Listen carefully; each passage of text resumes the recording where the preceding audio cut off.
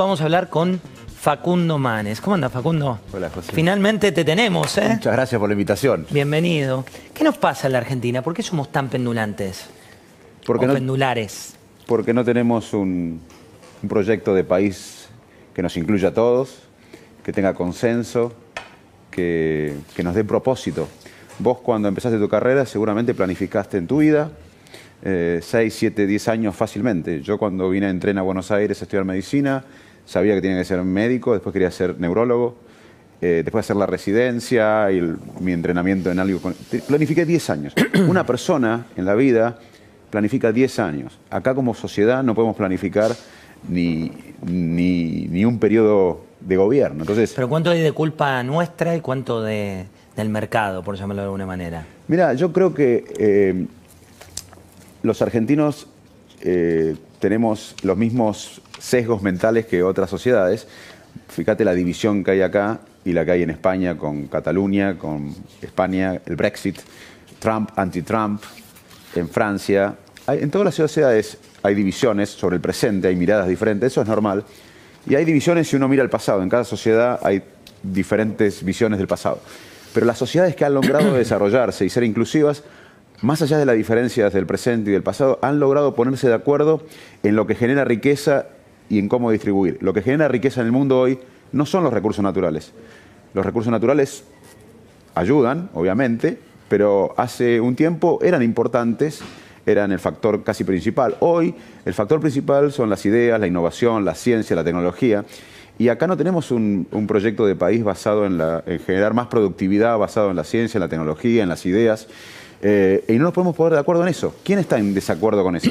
Pero además yo no coincido en algún punto con el experto que recién... Con Martin Sorrell. Con Martin, porque él desde afuera quizás no tiene la información y él dice los argentinos somos creativos. Ojo, eso es un concepto también, porque es como decir que los argentinos somos todos polistas o jugamos todos al rugby.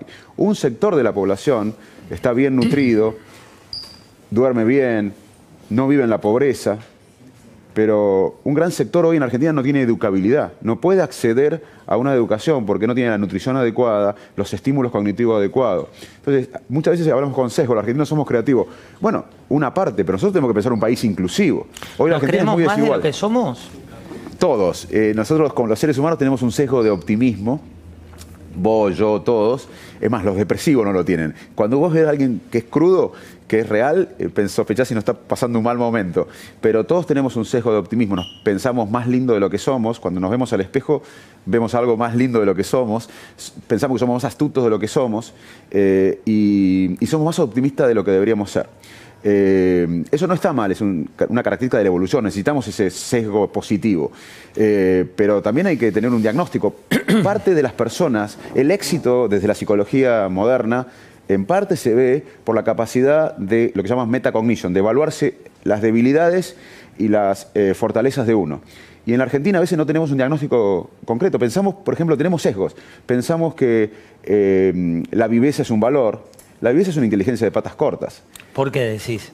Y porque el vivo, imagínate, venís de la Panamericana, desde... Paso por el lado. Está lleno, exacto, tráfico a la mañana, y vos vas a la banquina, primero que podés lesionar a alguien o podés dañar un auto o a alguien que venga en bicicleta por la banquina. Segundo, que no respetás el bien común. Y tercero, que cuando volvés a entrar de la banquina a la Panamericana otra vez, molestás a todo el mundo. Entonces, hay varios experimentos, no quiero aburrirte, que muestran que si una sociedad, cada uno no cede una parte y no piensa en el bien común, cada uno pierde a su manera. Y acá en Argentina, como no tenemos un sueño, no tenemos un propósito, en un plan estratégico, cada uno tira para su lado. Y tenemos que volver a tener un sueño, a poner la educación, la ciencia, la salud, la innovación, la tecnología como motor del crecimiento para generar más riqueza, que nos falta generar más riqueza y poder distribuirla. Pero si no tenemos ese sueño, no podemos pensar un país. ¿Y por qué la división? ¿Por qué esto de una grieta tan latente hoy? Pero primero que no es algo nuestro. Nosotros tendemos a pensar que es algo propio. Nos creemos más endogámicos. Claro, uno desde que nace crece, vos donde creciste, yo donde crecí, el ambiente, los familiares, los amigos, el colegio, los trabajos que hicimos, lo que leemos. construye en la mente de uno esquemas mentales que nos permiten sobrevivir, porque el mundo es muy ambiguo. Entonces no podemos racionalizar permanentemente, entonces tenemos como preconceptos, esquemas mentales, sesgos que nos permiten no buscar la verdad, sino es más económico. Uno, ante un alemán, en principio sospecha que es más honesto. Ante un porteño, alguien de interior, lo puede ver como alguien soberbio. Entonces tenemos sesgos de cómo interpretamos el mundo. Y vamos por la vida, José, básicamente ignorando todo lo que no coincide con lo que pensamos y tomando en cuenta todo lo que coincide. Por eso seguimos los periodistas en Twitter que coinciden como nosotros, o vemos los programas de televisión que dicen lo que nosotros queremos escuchar. ¿Pero por qué se da eso concretamente? Porque nosotros, evolutivamente, el ser humano tiene dos prioridades más que la verdad: sobrevivir y pertenecer a una tribu, a un grupo. Comunidad. A una comunidad. Vos querés pertenecer vos sos periodista, sos de La Nación, sí, sos de tal. Todos tenemos... En tu liga. En tu liga. Entonces, una comunidad, un país, es justamente la capacidad de proyectar un sueño que nos incluya a todos. Acá tenemos cada sector que quiere tirar para su lado, y así no se construye una comunidad. ¿Y qué pasa con la política? Digo, lo vemos a Macri, la ves a Cristina, ves los radicales, los peronistas. ¿Qué es lo que pasa de cara a 2019? Yo veo que la sociedad política, que la política está disociada de la sociedad. Yo recorro el país por mi profesión de médico, de investigador, de docente, por mis libros, y veo una sociedad que quiere un sueño, que quiere un propósito. Lo que pasa es que cuando vos entrás a funcionar en la política, no culpo a la política, yo respeto a la política, yo creo que la transformación es por la política.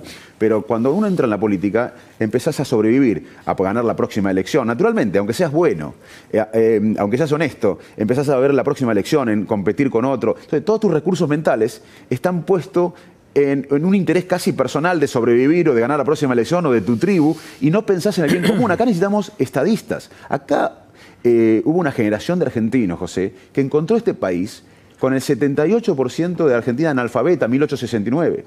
Y pensó un país a mediano y largo plazo que no vio, que se murió antes, esa generación se murió antes de ver a Favaloro egresado en La Plata, a Husay, premio Nobel de Medicina, a Milstein, premio Nobel de Medicina. Argentina es el único país en Hispanoamérica que tiene 3 premios Nobel en ciencia. ¿Y cuándo la complicamos? ¿Cuándo fue que la Argentina terminó así? Bueno, yo no soy historiador. Yo creo que cuando pensamos que tuvimos recursos naturales, en cierta manera, hay muchas variables que un historiador te lo va a explicar mejor que yo, pero yo creo que nosotros tenemos un sesgo que es mentira, que somos un país rico. Como pensamos que somos creativos y la mitad de los chicos en la Argentina son pobres cuando vos vivís en la pobreza no tenés los recursos cognitivos para crear. Acá pensamos que porque tenemos recursos naturales vamos a estar condenados al éxito, somos ricos. Hoy la riqueza de los países está dada por las ideas, por la innovación, por la ciencia y tecnología. Y acá no tenemos un proyecto basado en generar, en vincular la innovación y la ciencia con la producción para generar más ingresos y poder redistribuir y tener una sociedad más igualitaria. Acá no tenemos un proyecto de país basado en lo que los países modernos y ricos han hecho, que es invertir en conocimiento. De hecho, la felicidad se convirtió a nivel mundial en un debate de economía, se convirtió en un debate de políticas públicas, y acá la felicidad parece a veces muy lejana, ¿no? Bueno, la felicidad, muchos países han buscado, en vez del Producto Bruto Interno, han tratado de, sobre todo países asiáticos, después Francia con Sarkozy lo intentó también, inclusive organismos internacionales han propuesto que uno tiene que medir el bienestar también de la gente como riqueza de un país. Y hoy el bienestar de la gente se da por muchos factores que la ciencia ha mostrado que tienen que ver con el vínculo humano, cuántos amigos profundos tenés o cuántos vínculos humanos impactan tu bienestar. Más que el dinero después de cierto nivel que te permita tener una vida digna, más que el poder y que la fama, vivir el presente, ser altruista, tener un propósito. O sea que a los argentinos inclusive nos hace mal ser tan tribales como somos cada uno de su sector y no pensar en un bien común.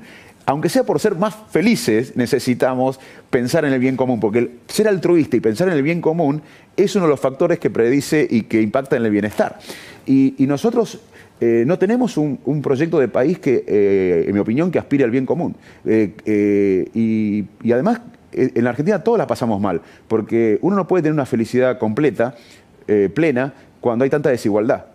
A vos te puede ir bien, como de hecho te va bien, pero uno ve tanta desigualdad y por eso los países nórdicos que quizás tienen un clima adverso y demás tienen alto índice de felicidad porque tienen más seguridad, son más igualitarios. Nosotros tenemos que, aunque sea por egoísmo, pensar en el bien común. Ya que no queremos pensar en el bien común por generosidad, hagámoslo por egoísmo, porque nos va a hacer bien ser un país más igualitario. Facundo, ¿y por qué corremos tanto? Digo, esto de vivir corriendo. ¿Cuánto tiene que ver con nuestro cerebro? ¿Cuánto tiene que ver con nuestro ADN? ¿Cuánto tiene que ver con un cronograma cada vez más finito? Bueno, pero eso no impacta en el bienestar. Así que vos fíjate, vos y yo tenemos el mismo cerebro, y la audiencia tenemos el mismo cerebro que alguien hace 30.000 años. Aunque te parezca mentira, un antepasado nuestro hace 40.000 años que estaba en la selva y que no tenía ningún estímulo, no tenía WhatsApp, Twitter, Instagram, Facebook, los diarios, online, televisión, etcétera, etcétera, tenía el mismo cerebro que nosotros. Entonces, ¿cómo el mismo cerebro hace 40.000 años, ahora el mismo cerebro tiene que lidiar con esta demanda de actividades, información, con un costo en recursos mentales, nos agota los recursos mentales, nos hace menos inteligentes, tenemos un impacto negativo en el coeficiente intelectual. Cuando cambiamos de tarea permanentemente nos sentimos más activos, más productivos. Pero vos estás en una reunión, o vos en el diario que tenés un cargo directivo, además de periodista, tenés algunos periodistas que están, mientras están en la reunión, chequeando WhatsApp. Estamos todos chequeando WhatsApp, distraídos. Está bien, pero piensan que son productivos. Dicen, no, yo estoy atento a la reunión y las dos cosas la hacen mal. O peor de las que la harían concentrado. Además nos agotan. Además nos da ansiedad, estrés, insomnio. Yo creo que en 15 años, José, vamos a mirar para atrás cómo vivíamos hoy con este aparatito. Es decir, estábamos todos locos. ¿Y por qué lo hacemos si nos produce eso? Porque el cerebro básicamente lo que busca es novedad. Entonces, cuando vos buscas, ahora cortamos, y vos vas a buscar el WhatsApp, y yo también, porque vos pensás que es el americano este que entrevistaste diciéndote que te vayas a Estados Unidos a trabajar con él, o que te vio una actriz famosa de Hollywood y dijo qué lindo que sos, y en realidad es alguien de la nación, es alguien de la nación que por ahí renuncia o te pide aumento de sueldo. O sea, uno busca, el cerebro está buscando permanentemente la novedad, y esto en el fondo nos da, después realmente no es ninguna novedad, pero nos permite una cierta adicción a buscar la novedad permanentemente. Esto explota un poco la manera. Estas compañías saben cómo funciona el cerebro y nos dan estímulos para que nuestro cerebro esté permanentemente haciendo lo que quiere hacer, que es buscar la novedad. Hablamos de educación y hablamos de pobreza. Fíjate lo que decían. Los datos de la UCA yo los tengo que revisar porque el anterior daba 13 millones y medio, 13.500.000 pobres. Este da 13.600.000 pobres, pero dicen a la vez que subió 4 puntos y que son 2 millones de personas. Ahí hay algo que nos cierra. Los datos de la UCA fueron muy útiles cuando no había el INDEC. Ahora hay un INDEC. Los datos de pobreza son malos y que nosotros esperábamos mucho más. Es indudable, nadie puede... Eso está completamente fuera de discusión. No es que yo estoy diciendo es cierto, estamos con una situación de pobreza y esperábamos estar muchísimo mejor. De ahí a decir que estamos peor de como lo dejó Cristina, bueno, yo voy a esperar el número del INDEC. ¿Qué nos dice de la pobreza por un lado y cómo impacta en nuestro cerebro? Primero, gobernar es priorizar. Vos cuando sos gobierno, cuando gobernás en la nación, cuando yo gobierno en instituciones, es priorizar. Vos tenés recursos y tenés que priorizar. Para un médico no hay mayor prioridad que los chicos coman bien. En la Argentina hay muchos chicos que tienen hambre, muchas personas que tienen hambre, en un país que genera alimento para 10 argentinas. Eso es inmoral, más allá de las estadísticas. Segundo, casi la mitad de los chicos tienen algún tipo de malnutrición. Eso impacta las habilidades cognitivas.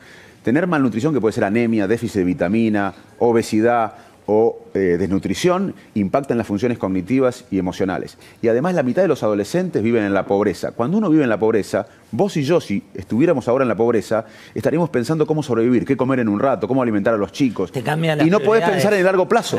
Bueno, podés pensar en la tapa del diario de mañana o yo pensar en un experimento. En el ahora. Porque, bueno, cualquiera que vive en la escasez. Entonces, la pobreza... La malnutrición, que en la Argentina lamentablemente es casi la mitad de los chicos, impacta anatómicamente e impacta en las funciones cognitivas y emocionales. Y yo quiero plantear un tema. Aunque acá logremos traer el mejor sistema educativo del mundo, tenemos un problema de educabilidad. Muchos chicos viven el estrés de la pobreza permanentemente y no tienen la nutrición adecuada como para que el cerebro aprenda con un buen rendimiento. ¿Y es solo un indicador económico la pobreza? Sí, ¿o más? Hoy el crecimiento económico, acá en Argentina, te conté, viste, que tenemos esquemas mentales diciendo somos ricos porque tenemos recursos naturales y no sabemos que eso no es así. Hoy Suiza no tiene cacao. tiene mucho menos cacao que países que tienen cacao, pero tiene la industria de chocolate más importante del mundo. El segundo país que exporta alimento en el mundo, ¿sabés cuál es? Holanda, un país chiquitito. No produce casi. Claro, pero importa, puso hace unas décadas la burocracia sindical, la burocracia estatal, los empresarios, los científicos, todos se pusieron de acuerdo en que Holanda iba a exportar alimentos y en dólares es el segundo exportador de alimentos del mundo, más que Rusia, más que Brasil, más que Canadá, más que Argentina, más que Sudáfrica, más que la India. Porque invirtieron conocimiento, nos compran materia prima incluso nosotros y después le ponen diseño, conocimiento, ciencia y exportan. Como tenemos este sesgo mental, los argentinos equivocados, que somos un país rico porque tenemos recursos naturales, también tenemos otro sesgo. Inclusive muchos periodistas, muchos analistas políticos. ¿Cuál otro? Que tenemos que crecer, estabilizar la economía, crecer y luego como hobby, porque nos sobra dinero, porque logramos esto, tenemos que invertir en la gente, en nutrición, en salud, en educación, en ciencia, innovación. Es al revés, José. Si no invertimos en la gente, el crecimiento económico que logremos va a ser, técnicamente, va a ser esporádico y no sustentable. La educación debería, la salud, la ciencia y la tecnología debería ser el principal plan económico de la Argentina. Porque la única manera que vos tengas un plan económico sustentable a largo plazo es que vos inviertas en el desarrollo humano, en la investigación y la tecnología y la linkees al aparato productivo. Si no, vamos a tener los veranitos económicos que tuvimos en los 90 o en la década pasada, o dependiendo del clima, del valor de la soja. No estamos discutiendo el mayor plan económico. Vos te gusta la economía y no estamos discutiendo el mayor plan económico, que es invertir en el cerebro de la gente, que es nutrirlo bien, salud. La salud es un factor de crecimiento económico. Hoy la salud no se ve en el mundo solamente como una lucha con las enfermedades, se ve como uno de los principales factores de desarrollo económico. Si vos no tenés salud, no podés estar acá ahora, no podés producir para tu familia. Un país que no tiene salud tampoco puede producir. Estoy hablando de economía, estoy hablando de salud, de nutrición infantil, de pobreza. Desde la cabeza, digamos. Estoy hablando de ciencia, de tecnología. En Argentina nadie discute de eso. No discutimos del principal factor económico, que es el desarrollo humano, la innovación, la ciencia y la tecnología. Y te voy a decir una cosa que marca lo que te digo de la prioridad. Te voy a dar un dato. Según un investigador reconocido en la Argentina, Fernando Stefani, con el 1% que se pidió de deuda en los últimos 3 años, se hubiese hecho un plan estratégico de conocimiento que nos hubiese permitido crecer en los próximos 10 años. Con el 1% de la deuda que se pidió en los últimos 3 años. O sea, es una cuestión de prioridad esto. No es una cuestión de que tenemos que crecer 10 años y en 10 años, después cuando crezcamos, que no va a pasar, porque si no invertimos en esto, lo que va a pasar en 10 años es que vamos a tener otros recursos para sacar estos pesos que nos faltan para tener el bienestar que queremos, hasta que el fondo, o alguien no nos preste, o que no podemos emitir, o que no hagamos las triquiñuelas que hacemos hace décadas para tener esos pesos más que nos faltan, en vez de conseguirlos genuinamente. Y vamos a tener otra crisis y otra oleada de pobreza. Si no cambiamos nuestra mentalidad, lamentablemente, vamos a tener oleadas de mayor pobreza inaceptables en los próximos años. Y la única manera de hacer esto, de cambiar, es ser magnánimo, ser estadista, cooperar, pensar en el bien común, ceder y tener un proyecto de país, un pacto de la Moncloa, un pacto de México. Lo hicieron otros países. Acuerdo, lo hicieron muchos países. Australia, Israel en la década del 50 tenía hambre. Y en ese momento invertía en tecnología de computación. Hoy, como bien sabés vos, es uno de los países con mayor economía basada en la tecnología. Abraham Lincoln, presidente de Estados Unidos, en la guerra civil americana, en plena guerra civil, crea la Academia de Ciencias. Y cuando le dicen, estás loco, ¿para qué lo haces? ¿Para qué lo haces? Dice, no, me niego a pensar que la sociedad americana tiene como propósito solamente sobrevivir. Y en la Argentina tenemos como propósito solamente sobrevivir. No tenemos un sueño, un propósito de país, algo que nos una a todos, más allá que el fútbol cada 4 años. Facundo, hay algo que nos unió a todos y tiene que ver con la declaración de Telma. Veamos qué es lo que decía cuando visitó aquí La Nación Más. No soy ingenua con el tipo de repercusión que puede llegar a tener, pero jamás imaginamos esto.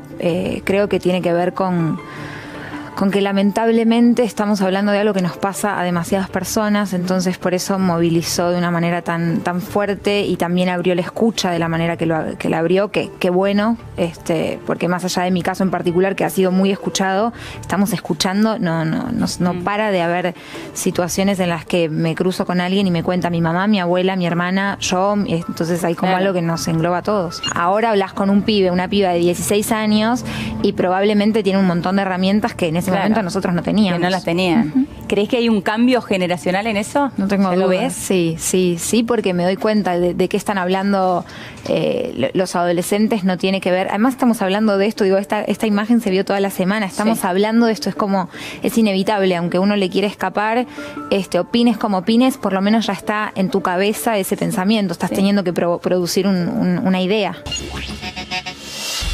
¿Qué nos dice este cambio en la sociedad? ¿Qué nos dice? Primero, permitime agradecerle a Telma por su valentía. Creo que fue muy importante su actitud. También el de las actrices que la ayudaron y que se manifestaron. Y como bien decían ahí, es algo imparable. Hay dos tendencias sociales por los próximos siglos, te diría. Una es que hay una nueva adolescencia entre los 60 y 90 años. O sea, alguien de 50 años que hace 20 años... La revolución senior. Bueno, hace 20, 30 años alguien de 50 pensaba cómo jubilarse. Hoy va a tener que pensar cómo reinventarse. Y la segunda tendencia social es el avance, por suerte, de los derechos de la mujer.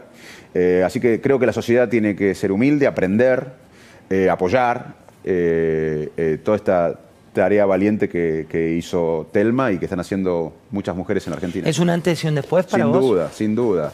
Y la gente que no entienda esto va a quedar, por suerte, excluida. Hay muchas tendencias sociales, hay muchas cosas que son imparables. ¿Cuál más? El poder de la sociedad. Yo creo que yo recorro el país permanentemente. El poder de la sociedad hoy ve a la política como se veía a los monarcas antes, en un mundo como una entelequia, y una cosa que discuten que no le interesa. A la gente le interesa las cosas que hablamos, cómo educarnos mejor.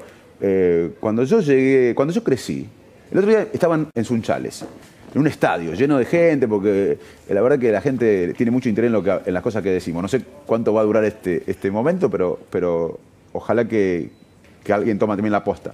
Y una chiquita de 13 años se para después de la charla y me dice: Facundo, a mí me gustaría hacer tu carrera, que vos viniste de un pueblo. Y yo le dije: mirá, vos tenés que estudiar, ser honesta y trabajar mucho, tenacidad, porque inclusive hoy sabemos que no es tanto el talento, sino el esfuerzo, la tenacidad y demás. Pero yo crecí en un país, te confieso, le dije a ella, donde cuando yo tenía 10 o 12, 13 años pensaba que si uno era honesto, que si uno trabajaba y uno estudiaba, iba a tener movilidad social. Yo no nací en una élite, ni social, ni económica, ni política, nací en un pueblo, me crié en un pueblo del interior. Y tenía un país que el contexto me lo dio el país, yo sabía que si uno era honesto, trabajaba y estudiaba, iba a progresar. Y de hecho me fue así. Hoy los chicos, aunque estudien, aunque sean honestos, no piensan que en este país se progresa con ser honesto, con la educación y con el esfuerzo. ¿Sabe? Ahí cuesta de esto. ¿Sabés qué piensan los chicos y gran parte de la sociedad argentina? ¿Qué piensan? Que en este país solamente se progresa, no por el estudio. 5% piensa que el estudio genera mayor movilidad social. La mayor parte de los argentinos piensa que acá se asciende con el acomodo y con la herencia. No tenemos futuro, por más que los técnicos arreglen una variable de la economía, si la sociedad piensa que acá no garpa estudiar, no garpa ser honesto, no garpa pensar el bien común, no garpa tener un sueño. Eso no se arregla con una variable económica. ¿Quién tiene la culpa de eso, Facundo? Los privilegiados todos, que podemos comer, que podemos dormir, que tenemos un hábitat y que podemos pensar en largo plazo. Yo tengo 2 hijos. Y mis hijos no son mis 2 hijos, son todos argentinos. Sobre todo la mitad de los chicos pobres que no tienen las condiciones para progresar en la vida. Así que la culpa es de todos los argentinos que somos privilegiados, que podemos comer, que podemos dormir y tener un hábitat seguro. Nosotros tendríamos que dedicarnos como prioridad a nutrir a los chicos. Yo creo que ¿Querés ser candidato o no, para cerrar? Mira, yo tengo causas, no busco cargos. Yo me muevo por causas. Y yo creo que yo voy a estar siempre luchando y estoy luchando por la causa que para mí va a llevar a un país más desarrollado y próspero, que no la inventé yo, la inventó Australia, Israel, Finlandia, Corea del Sur, Holanda, que es el conocimiento. ¿Te sentís cómodo con algún partido que identifique eso? No, la verdad que no soy ni cristinista ni macrista, soy argentino. Gracias, Facundo. A vos.